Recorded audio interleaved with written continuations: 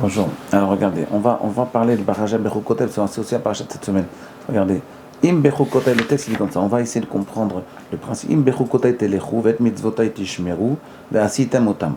Im Bechukotel, on va traduire bien les mots. Im Bechukotel telechu. Si vous suivez mes lois, vous allez selon mes lois. Vet mitzvotai tishmeru. Et vous conservez mes préceptes. Ve'asitem otam, et vous les ferez. Regardez Rashi, on va lire Rashi. Im bechukotet elchu, yachol ze kiyum mitzvot, ksheomer ve'et mitzvotai tishmeru, avec kiyum mitzvot, amour. C'est pour on parle quand on dit bechukotai telechu, mes lois, on parle pas des mitzvot, parce qu'après marqué ve'et mitzvotai tishmeru, donc c'est pas les mitzvot. Ma'ani mekem im bechukotai, alors c'est quoi bechukotai? C'est pas les mitzvot, parce que les mitzvot on parle après. C'est marqué im bechukotai telechu, ve'et mitzvotai tishmeru, ok? Donc de quoi on parle im bechukotai? Rashi dit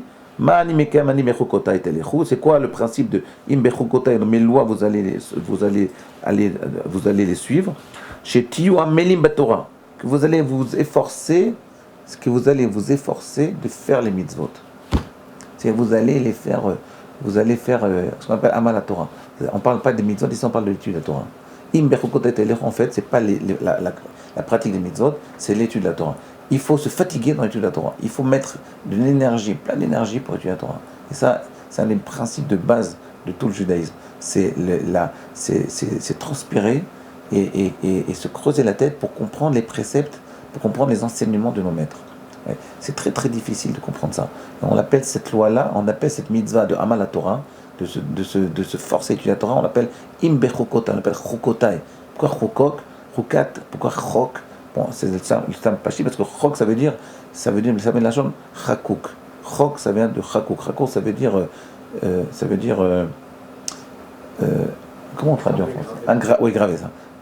Ça s'appelle gravé. L'archok c'est gravé. C'est la Torah en fait, elle est gravée au plus profond de notre être. Nous on doit juste creuser pour dévoiler ces gravures là. Si vous voulez les paroles de Torah. Les enseignements de Torah, ils sont gravés dans notre personnalité, d'une façon très très très profonde. Et en réalité, ce qu'on nous demande, c'est en transpirant, en se fatiguant à comprendre les textes, on arrive à enlever la poussière qu'il y a sur ces gravures et de dévoiler ces enseignements qui font partie de notre, comme on l'avait dit une fois dans la Torah, ils font partie de nos gènes. Ça fait partie de nos gènes, ils sont gravés dans nos gènes, il faut juste les dévoiler. Ok, maintenant regardez. Bon, ça encore on peut comprendre. Mais ce qui m'étonne, c'est ce qu'on va dire un peu plus tard. Regardez bien. Et si vous n'entendez pas ces mitzvot, si vous n'entendez pas ces enseignements, vous ne faites pas ces mitzvot, et si mes lois, si ça vous dégoûte, si mes paroles de Torah, si les enseignements de la Torah ils vous dégoûtent, et mes enseignements et mes lois, Tigal nafshechem, ça vous dégoûte. Les bilti asot et kol mitzvot, donc vous ne pouvez pas les faire. Les africhem et beriti, et vous allez détruire notre alliance. Af ani et ses autres. Même moi, je ferai ça avec vous. C'est violent. Lachem ve'ifkadti alechem behala et achachevet, et là il va donner les malédictions. Donc si vous n'écoutez pas ces mitzvot, ça vous dégoûte. Comment des mitzvot peuvent dégoûter? On peut se dire, bon, je suis indifférent, mais que ça veut dire que les mitzvot elles vont me dégoûter. On a parlé ça plein de fois, juste à vous rappeler. C'est pas évident, comment comprenez-vous? Que ça veut dire, regardez, im bechukotet im asu rachidi, bechukotet im asu, moes beacherim aosim. Je peux pas, quand je vois des religieux, ça me dégoûte. C'est pas quelque chose que, c'est pas du virtuel ce que je vous dis là. D'accord, c'est pas du virtuel. J'ai entendu des fois des gens dire ça. Donc, ce que dit la Torah, c'est pas complètement virtuel. Après, il dit Vemishpata tigal nafshechem, et que mes lois, elles vous dégoûtent. Qu'est-ce qu'il dit Rashi? Sonne chachamim. Il hait les chachamim. Il dit pas les rabbins, les chachamim. C'est pas toujours pareil. Il hait les chachamim. Qu'est-ce que ça veut dire? Les bilti asot, moneata acherim, mila asot. Et non seulement je ne fais pas, mais en plus ça me dégoûte tellement que je vais tout faire pour empêcher les gens d'étudier la Torah. Pour empêcher les autres, le terme il dit je vais empêcher les autres de faire les mitzvot. C'est incroyable, hein? C'est un type, il arrive avec des péotes, il dit on va lui couper les péotes. Qu'est-ce de quoi on parle là? on peut comprendre que type il dit bon, la religion, moi je suis un type cartésien, la religion c'est un peu mystique, c'est pas mon truc. Okay. Mais là on parle pas de ça, là. On parle de type qui déteste la Torah, qui déteste les Chachamim, il va mettre toute son énergie pour empêcher les gens d'étudier la Torah. D'où ça vient, je vais vous dire. En réalité, mon maître il parlait beaucoup de ça. Moi je me souviens, j'ai beaucoup de souvenirs avec Ravon qu'on étudiait ces textes-là. Lui il nous disait comme ça, je vais vous dire ce qu'il me disait, je vais vous le dire de tête. Écoutez bien. Parce que ça, à chaque fois que je me rappelle de ces enseignements-là, ça me fait un peu ça m'émeut un peu. Écoutez bien, il disait comme ça. Il disait que l'homme, il a 3 Yetzera. Keren, Shen, Veregel. Keren, c'est quoi?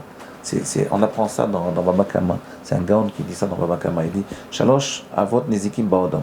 Il y a 3 dégâts que l'homme peut, qui existent dans l'humain. Keren, c'est quoi Keren? C'est les cornes, en fait, ça veut dire, la compréhension, c'est Kavanato-Leazik. C'est l'homme, il a envie de détruire. Regel, Shen, Anato-Leazik, il a du plaisir.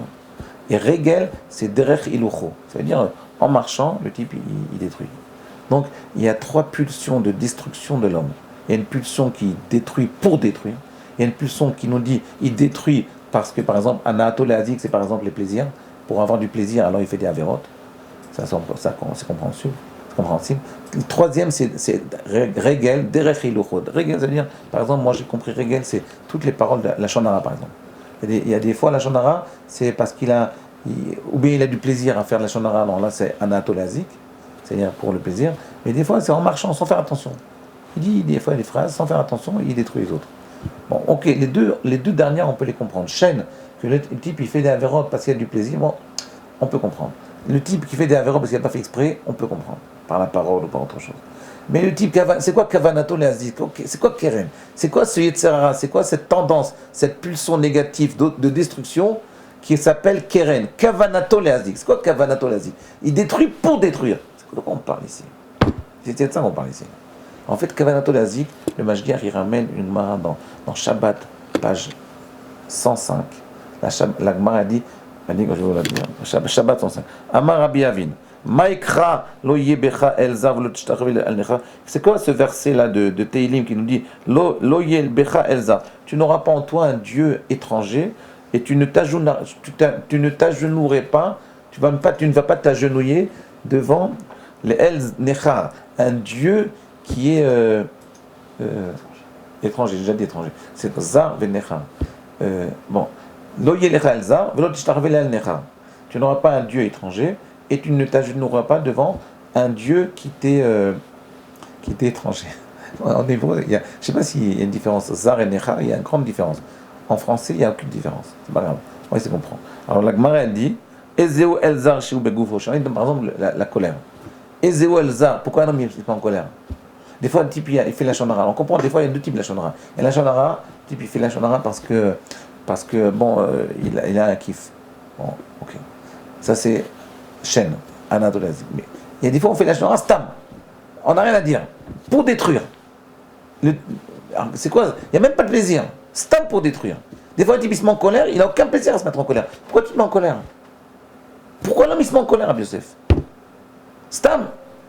Il a un plaisir, tu as un plaisir, tu te mets en colère, au contraire, après tu es énervé, après tu regrettes, tu as dit des mots qui t'ont échappé, tu regrettes, maintenant tu as envie de revenir là-dessus. Mais pourquoi tu t'es mis en colère? Ça a duré 10 minutes, un quart d'heure, une demi-heure. Et des fois plus. Pourquoi? Alors il dit, la Gemara dit comme ça, il dit c'est quoi moi je me rappelle comme ça, il dit toujours avant il dit Ezeu Elzar, quel est ce Dieu étranger qui se trouve dans le corps de l'humain? Il dit c'est le Yetzera. C'est quoi le Yetzera? C'est Keren. C'est ce qu'on appelle en réalité, c'est ce qu'on appelle un quart de Zarout. Il y a une force d'étrangéité en l'homme. Il y a une pulsion d'autodestruction en l'homme. Ce qu'on appelle ou elzar chez Begoufo chez Adam. Rappelez-vous bien de ce que je vous dis là. En réalité, chez chaque juif, il y a une puissance destructrice, autodestructrice. Mais chez chaque homme, disons, même chez les juifs encore plus. L'homme, il a des fois une tendance à détruire tout ce qu'il a fait. Bon, moi, je le sens très souvent. Quand on fait plein de choses, et puis en une minute, on a envie de tout détruire. C'est une pulsion. C'est cette pulsion-là dont il parle ici. Que le juif, en réalité, plus que tout être, plus même que l'antisémite, il a des fois une pulsion d'autodestruction, de détruire ce qui est de son essence. C'est quoi l'essence d'un juif? Ce qui est chakouk en lui-même, qu'est-ce qui est chakouk? Qu'est-ce qui est profondément gravé dans son être, dans son nefesh, dans ses gènes, dans son sang? C'est la Torah, c'est des paroles de Torah, c'est les paroles des Chachamim. C'est pas seulement la Torah qui était donnée par Kadosh Baruch Hu, même comment les Chachamim ils interprètent cette Torah-là. Et l'homme, par pulsion d'autodestruction, il a envie de tout détruire. Donc il a envie de s'auto-détruire. Si vous voulez, c'est une pulsion de mort que l'homme il a en lui. Et plus l'homme il grandit, plus cette pulsion grandit avec lui. Plus l'homme il construit, plus l'homme il devient grand homme, plus cette pulsion d'autodestruction elle grandit avec lui. Vous comprenez, Rabbi Yosef? Les gens petits, les gens qui n'ont pas fait grand-chose, qui n'ont pas beaucoup étudié la Torah, mais très souvent, cette pulsion d'autodestruction, ils ne l'ont pas. D'accord? Maintenant, ma question, c'est comment arriver à la... Alors, ce que je vous dis là maintenant, je vous le sors des textes. Moi, ce qui m'intéresse maintenant, c'est que vous compreniez ça au plus profond de votre... Essayez de vous concentrer sur vous-même et de vous dire, est-ce que c'est vrai ce qu'il raconte le rabbin? Est-ce que le rabbin, le barbu, là, ce qu'il dit, ça a du sens? Ou bien, c'est juste... Shtikel Torah. Moi, ce qui m'intéresse, c'est de savoir, est-ce que vous vous rendez compte de ce que je vous dis là? Est-ce que vous avez réalisé ça? Quand Rav-Omid a dit ça, au début, j'ai écouté bien sûr, comme toujours. Et j'ai pas accroché. Pourquoi? Parce que je sentais pas. Ben oui, parce que c'est quelque chose de profond. Essayez de réfléchir à ce principe-là. Et après, je vous dirai comment arriver à neutraliser ce Koach HaZarut qui existe chez chacun de nous. Il faut d'abord le réaliser, qu'il existe, et après, on va essayer de le neutraliser. À demain.